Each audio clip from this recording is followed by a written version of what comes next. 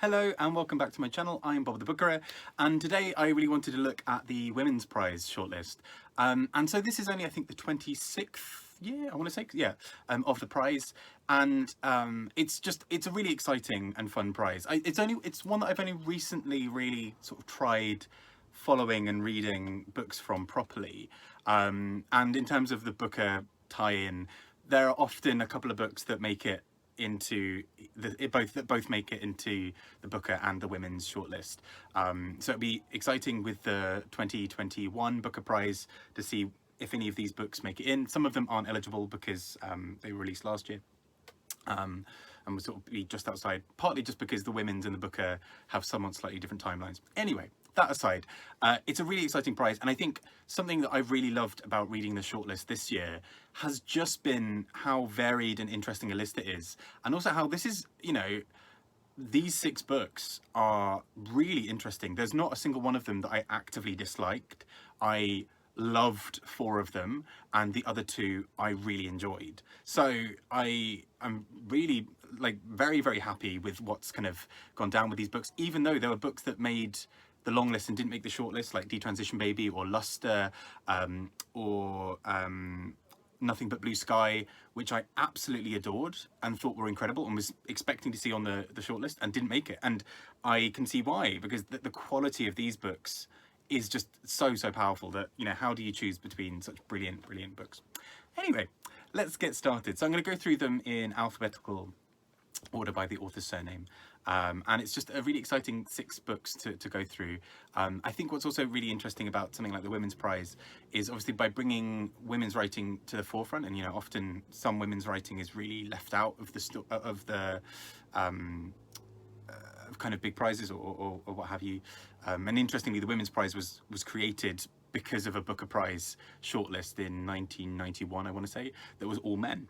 And so it was kind of it was created in response to that, and has just brought out so many really exciting voices, and really given them a platform, because many of these books I probably may not have kind of caught this year otherwise. So let's go through them. So first up, The Vanishing Half by Brit Bennett. And I read this book last year and really loved it. It's the idea of 2 twins who are essentially, one of them passes as white, one of them does not, or kind of chooses to, in terms of how they live their lives. And what's really interesting then is essentially seeing what happens when one of these light-skinned black women passes as white for her whole life, and what that life looks like, and how it looks for the other person, for her sister, who it does not, and essentially lives her life as a black woman and is treated poorly essentially as a result, and the very different trajectories that their lives go down. It features a really interesting trans man character, who I thought was just so beautifully and tenderly rendered. I just thought it was such a gorgeous book. It's so generous in so many ways. It's only sort of about 300 pages or so, but it really takes into account some really tough discussions around things like colorism and racism and the idea of passing, and gender, and so many other things, and it manages to pull it off, and it's really quite impressive actually to sort of have quite meaty big discussions dealt with both very sensitively but very softly. It kind of, we know that those discussions are happening, but it never feels like you're being lectured to, I don't think, as a book, as a reader of this book. And it's just really interesting tracing these 2 women's lives as they go down very different paths. And there is obviously some there are some things that happen in the book where bits of plot you're like, okay, like, I'll give you the benefit of the doubt here because you need to make a story. It's a bit coincidental in some ways how some of the characters overlap. I don't think that takes away from the experience at all. I was thoroughly in love with this book. I just thought it was so interesting and so powerful throughout, and I think it's really quite special to see a book like this take on that, kind of explore this idea of colorism. It's not something I've read about too much, at least in fiction, and I think she handles it very well, and as a result we get this really quite satisfying kind of conclusion. I think as you're reading you can kind of imagine that there may be some sort of final moments of where kind of characters are reunited, and without spoiling anything, I think there are so many satisfying elements for how the book handles some of those. I'm really, really excited to see this on the list. Next up, we have Susanna Clarke with Piranesi, and this book is just so interesting and exciting. Now, I had heard of the author before, ages ago, for her book, Jonathan Strange and Miss Norrell. It's a bit of a chunkster, as you can see. It's 1,000 pages long, and it was kind of a bit of a cult hit almost when it came out. It was kind of one of those books that gained a lot from word of mouth, especially as it's 1,000 pages, and that's often, you know, that can be quite off-putting to readers. So it was kind of one of those unexpected successes. I've still not read it. I really need to get around to it, especially as I loved Piranesi. And let me tell you why. So Piranesi is sort of starts with this idea of a character, this character Piranesi, within a house, and this house is sort of labyrinthine. It just has these rooms upon rooms that seem to go almost nowhere, and this sort of central character, Piranesi, is sort of charting this, and it's quite cold and quite clipped in some ways, and very interestingly done, because reading it on the page, lots of nouns or kind of places or anything are all kind of given capital letters at the beginning. So, you know, he'll sort of say he goes to the statue, and the statue is a capital S, and everything as a result feels like it has a real importance to this character's life, that he's sort of going around sort of pinpointing things and being like, oh yes, you turn left at the room and you go forward past the eagle, and then all of this stuff happens, and it's sort of really fantastical and exciting and interesting. And we kind of get there's this other character who's sort of the other, and they sort of skirt around each other. There seems to be this weird kind of internal clock almost, where they meet every Tuesday and Thursday, I want to say it is, and we're not quite sure what's going on, but it's still very interesting and powerful. And again, I really don't want to spoil this. About halfway through the book, there is a rather large twist. In some ways you see the twist coming and kind of expect part of it coming.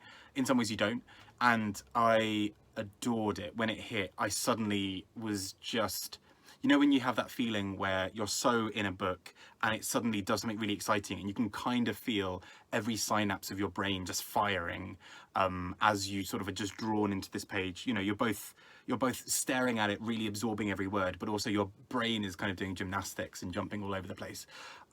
This book does some incredible and exciting things, and I loved the way that this twist brought in a wider discussion. And again, I'm trying not to say anything that will spoil it, but it brings in a much wider discussion about the idea of a grasp on reality, the idea of mental health or mental well-being. And there was a really interesting author's interview with Susanna Clarke, who mentioned about how she has struggled a little bit with kind of chronic illness, and as part of that, she has felt often very confined to her house. You know, she's sometimes felt that she has to stay in her house and can't kind of go out and do the things that she really wanted to, or wants to on a sort of regular basis.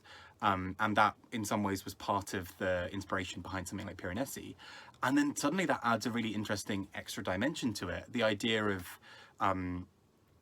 being trapped, and this idea of a house as kind of being both something that supports you and protects you from the outside world, but also can limit you or kind of can trap you. And I think the book handles it so brilliantly and powerfully, because it never feels like we're being hit over the head by this idea. It always feels as if we're delving deeper and deeper into these labyrinthine parts of the mind, and it's just beautiful. It's really well done, because the main character is both sort of almost all-knowing, but also really feels childlike, and we sort of learn fairly early on that they're not a child. And I remember that being quite striking for me, because I had assumed that the character was really young, because the way they speak is so sort of full of wonder and excitement, but also very simple and very clipped in parts. And I just think this book is stunning. It's really good. It's amazing because it's quite short, but it also really whizzes along. Like, you find yourself sort of, at least for me, I think particularly when that midpoint sort of twist happens, I was so in this book that I remember I was on a bus reading it, and I was about to go to a Eurovision party with some friends, and I mean, this says a lot given how much I love Eurovision. I remember getting off the bus, well, no, being on that bus and being like, right, I really hope this bus takes a long time. And I sort of, it was an unfamiliar area, so I was sort of looking out of the window and trying to work out where I was, but at the same time, really trying to finish off this book. And I didn't want this book to end. So I think I pretty much got off the bus and then just like sat there, like stood there by the bus stop, looking like I was waiting in front of the bus, but being like, I will finish this. Brilliant book. And also really exciting to see a book that sort of has fantasy elements, or maybe sort of more broadly is fantasy, being on a shortlist like this. Again, the author's interview through the Women's Prize podcast went into a bit of detail about how actually, yeah, you know, Susanna Clarke likes the idea that fantasy is really expanding what it is as a genre and what people see it as. And Piranesi fits so comfortably and beautifully within that. Next up, we have Claire Fuller with her novel Unsettled Ground.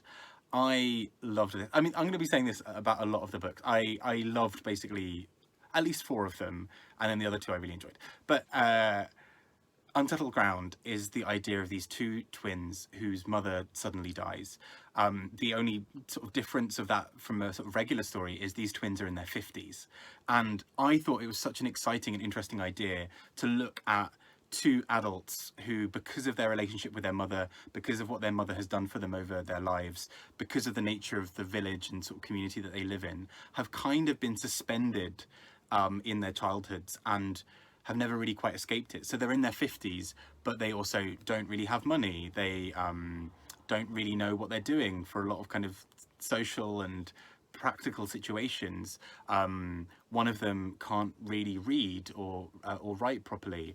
And so it feels like they've sort of been infantilized by their lives. And as the story goes on more and more, as we learn, you know, as these 2 twins are basically suddenly thrust into having to plan a funeral and having to sort their finances, they keep on finding out all these secrets about their mum. They keep on finding out that there's money that's seemingly owed and hasn't been paid, and all of these other things that seem really suspicious. And suddenly these 2 twins in their 50s are sort of left thinking, well, what do we do? Like, what options are left to us anymore? And I loved this. I think the writing of this was so clever and so powerful throughout. It does some really exciting things, I think, in terms of how we're left with this character, you know, in her,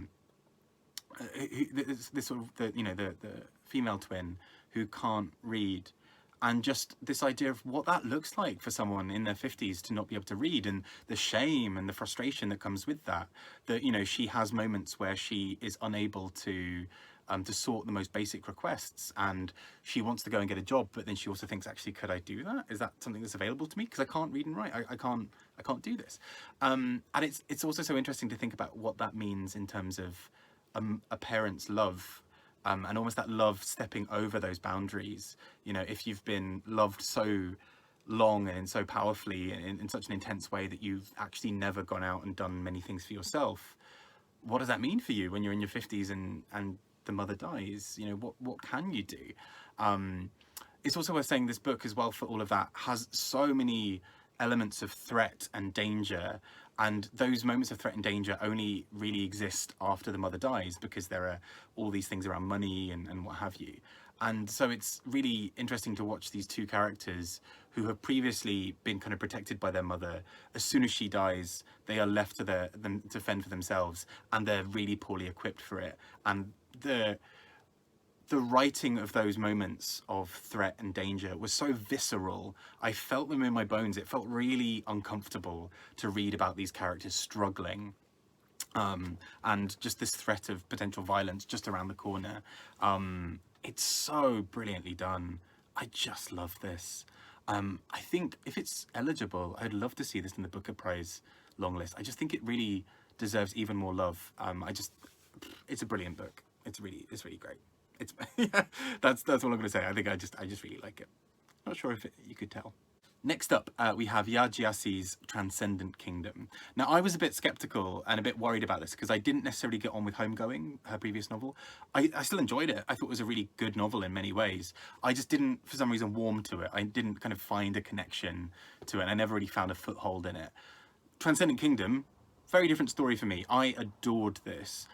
So this book looks a lot into addiction, a conversation around science versus religion, and sort of where they overlap, where they don't, all these kind of other things, and the idea of a believer in science and a believer in religion, and where and if those two things can really ever overlap. And so we follow this character, Gifty, as she is essentially carrying everything alone, it feels like. And it feels like a very lonely place for this character, because she is watching as, you know, her brother struggles with addiction. And she essentially as well kind of embarks on this science career in some ways to be able to find a solution to addiction and to things like that. And so we get these really interesting moments of her doing tests around addiction with mice. And there's something so it's weird. This book could, I think, if this was done by a less skilled writer, I think this book could have fallen apart, because in some ways it's, you know, what can feel from a distance to be kind of tropes that have been done quite a lot, so science and religion, and things like that. I think where this book is so clever is just the writing is so powerful that it holds it together. Those moments of watching science experiments around mice feel so loaded because we know about the brother, and equally the moments around the brother feel so loaded because we also have seen what's happened with the mice and their reaction. And that was really cleverly done. I thought that was very powerfully written, and just that the voice throughout that is, it kind of does this wonderful thing between being quite cold and scientific and then hearing the moments of love coming through. And I think that's also where this book really works for me, because we've got this character holding together a family in some ways. You know, she's dealing with her mother's grief and worry about the addiction and about so many other things. And she's also, you know, the mother is also, has moved to the US, and so she's also a kind of, she is not really sure what's happening. Meanwhile, Gifty is sort of holding it together as the one who's grounded, who has the solid job, who is not, well, has some kind of addiction in some ways, but not the same as her brothers. And so in holding everything together, we watch as she slowly sort of crumbles in some ways, or where the cracks are, and you really feel for her as a character throughout the book. It's just so poignant, and I think there's something just so nice about how the brother story is used, because it doesn't feel exploitative to me. It doesn't feel like it's kind of, ooh, like tragedy porn of like, here's a sad story. It's done with a purpose and a meaning, and it's threaded throughout the book. There are some really gorgeous scenes of characters discussing religion versus science, and again, that could have been really cliched. I think it manages to avoid it really beautifully, because it's not about the debate. It's about Gifty struggling to articulate her identity and struggling to find her voice in amongst a set of circumstances where she doesn't always feel at home, or where her home life is so sort of stressful that she kind of comes off wrong when she's talking to other people. So I just think this is really interestingly done, and I really enjoyed this. I just think this is probably the one I think maybe has the strongest chance of winning. I just think it feels like a kind of winning book. It's so strident and powerful and kind of clever. And I just also think it's a book that would stand up to rereading really nicely, because it just delves into those themes really powerfully. And I'm excited to read more of her books now. I think I was a bit worried after Homegoing, because so many people seem to love it, and I liked it but just couldn't like fully warm to it. And now with Transcendent Kingdom, I'm like, right, great. This is the kind of book I'm really enjoying. I hope we sort of see more books like this from Gyasi in future. Next up, How the One-Armed Sister Sweeps Her House by Cherie Jones. And this all takes place in a tourist town and sort of area kind of nicknamed Paradise. I think the town is actually called Paradise. And that is sort of used for kind of great irony throughout, because this book is brutal and violent and a lot happens. There are basically, quite early on, we get some sort of violent acts, and these violent acts sort of spawn more and more violent acts. But it does something really clever with them in some ways, because although this book, I mean, this book is a lot, and I was listening to it as an audiobook, which occasionally is just like, you know, you just kind of out getting some groceries and you're hearing about someone being brutally murdered. Oh gosh, okay. Like, and it just keeps going. It is unsparing and unflinching. And in some ways that's this book's power. It doesn't try to disguise it or hide any of the violence at all. It just keeps showing you what actually happens. So, you know, brutal. I mean, it comes basically, it should come, well, I think my recommendation of this book comes with a serious trigger warning in that there are many mentions of violence, particularly sexual violence, violence against minors. It's not easy reading, but in doing so, it does play with something really interesting around the idea of really exploring tourism and what tourism brings to places, because, you know, this place is billed as paradise and so many people want to come to kind of go there, but actually the wealth inequality that tourism sometimes exacerbates, and the kind of the competition that tourism can set up, right? Where instead of people kind of enjoying and owning their land, people are now kind of out to make the quickest buck possible. And as soon as somebody arrives, particularly sort of a US tourist with money, everyone's kind of clamoring and fighting over themselves to get that dollar. And that is done so brilliantly in this book of kind of exposing actually when, you know, tourists kind of come, spend a bit of money and spend a bit of time there and then go, but actually what is left behind? Who are these people? What happens when that isn't always there? And what happens when you get used to a certain amount of money coming in and then tourists aren't there? And also that there's the kind of power dynamic with often white, very wealthy tourists going to a place that is majority black and where there is a lot more wealth inequality. What does that do, you know, to kind of people's own sense of kind of belonging and identity and their psyches? And so I think this book does it really well. I did feel a little bit hit over the head by the violence of it. I think it's so unsparing, perhaps particularly as an audiobook, because it kind of rings in your head a little bit longer. But I still think it's a really worthwhile book to check out, particularly, you know, writing about, you know, a writer from the Caribbean writing about the Caribbean. Those kind of perspectives are really exciting to have on a shortlist like this and to be given that platform. So I know some people have read it and absolutely adored it, and I see why.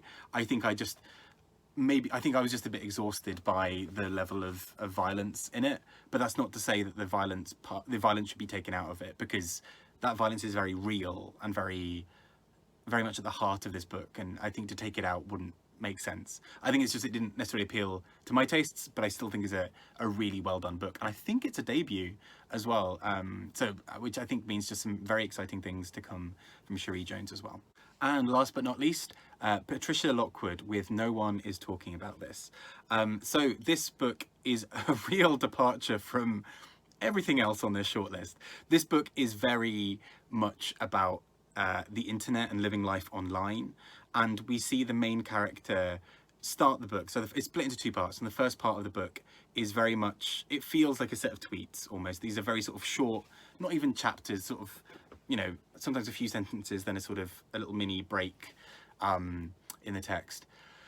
And these are sort of about living life online and being part of the portal, and how essentially there are these kind of discussions that go on within the portal that are quite absurd, and it kind of has its own language, it has its own world. This is really interesting to me for several reasons, partly because I'm really excited about when people write about the internet really well, because I think it's really common for people to write about the internet in a way that's kind of like, oh, those people with their devices always on the Instagrams, and, you know, it feels very removed. It's people who don't really use the internet writing about the internet in a way that feels very dismissive and kind of ignores that it kind of has its own culture.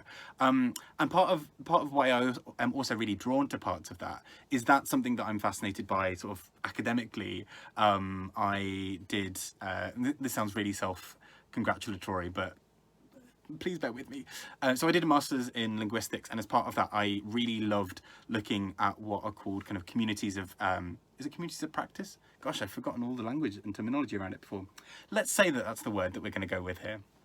And essentially, it's how a certain group of people use language in a specific way. So, for example, football fans might have specific terminology related to football, but that might be very different for certain clubs. There may be certain in-jokes that are really shared, but a community of practice could also be, for example, people who people in one class at school, or it could be people who use a specific service. So, or it could be, the jargon and sort of lingo used by computer technicians or engineers or whatever.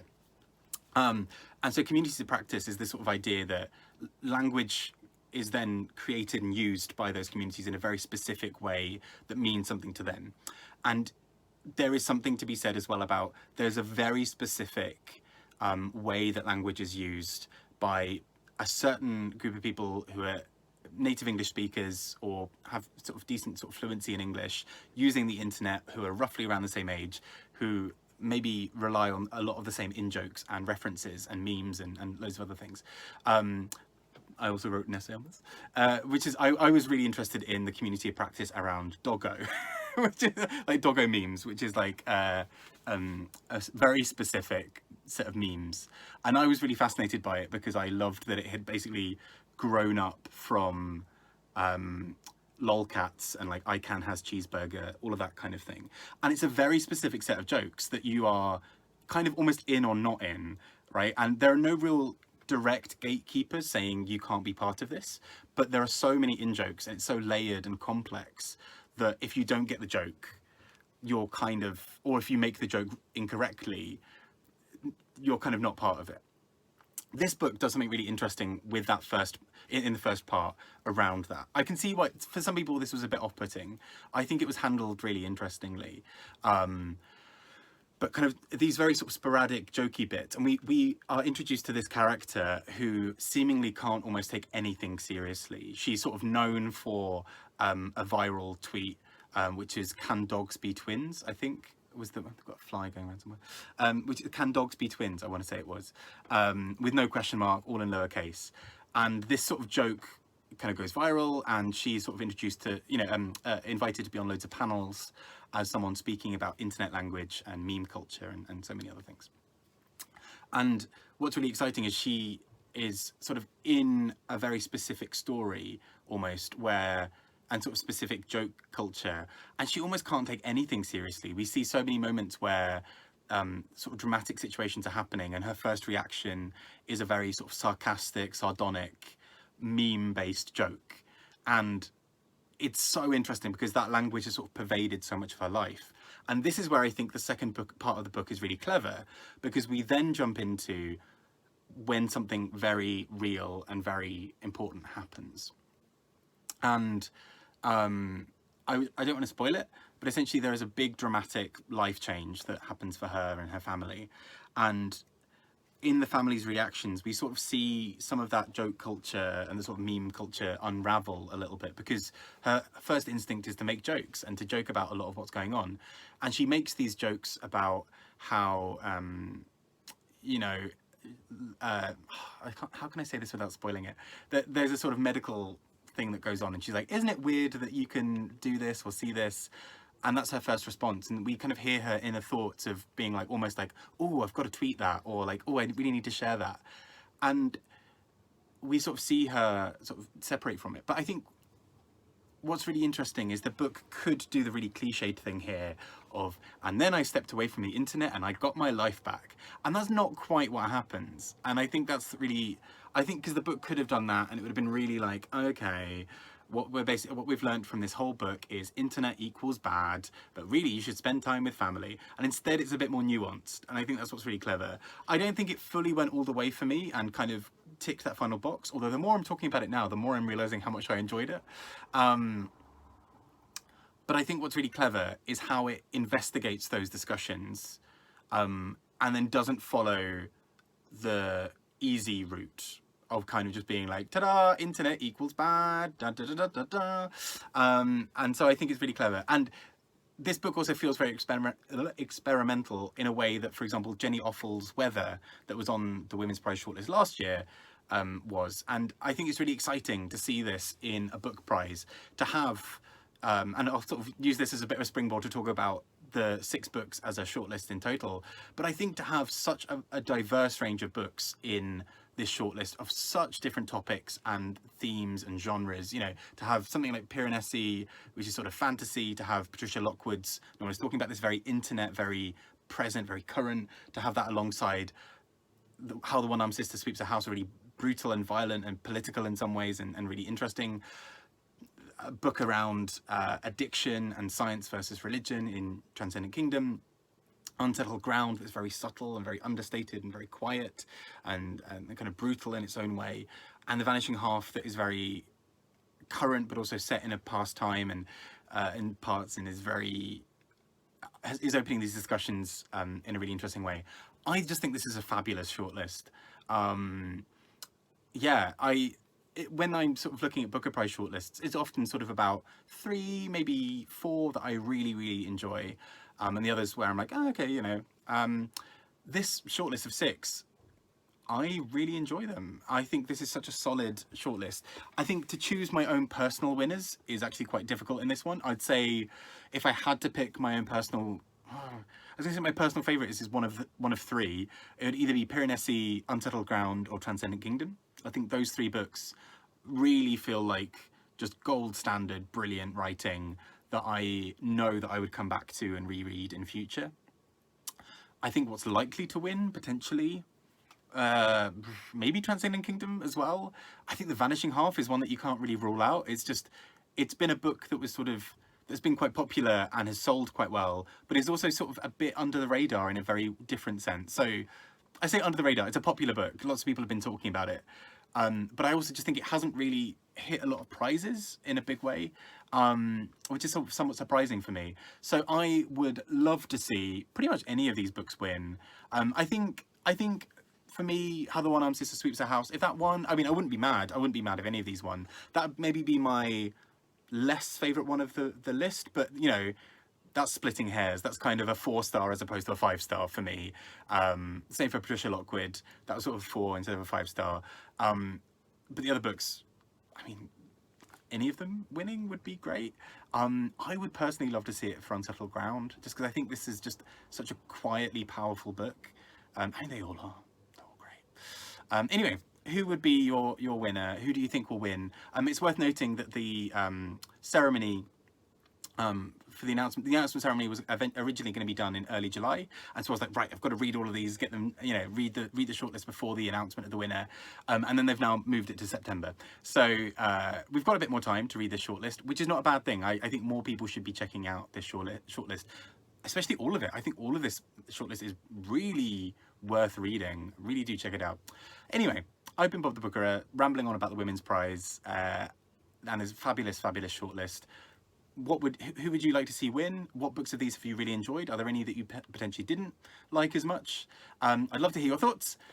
Please pop them in the comments below, and take care and enjoy your reading. Bye bye.